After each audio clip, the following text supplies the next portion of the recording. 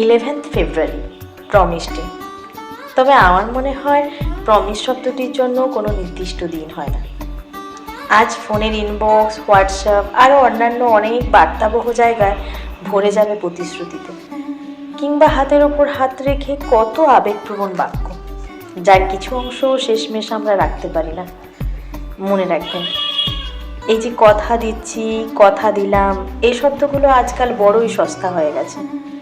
তাই অন্যকে কথা দেওয়ার আগে চোখ বন্ধ রেখে সেই মানুষটিকে, যাকে আপনি খুব ভালোবাসেন, তার চিত্রটি হৃদয়ের মাঝে অনুভব করুন।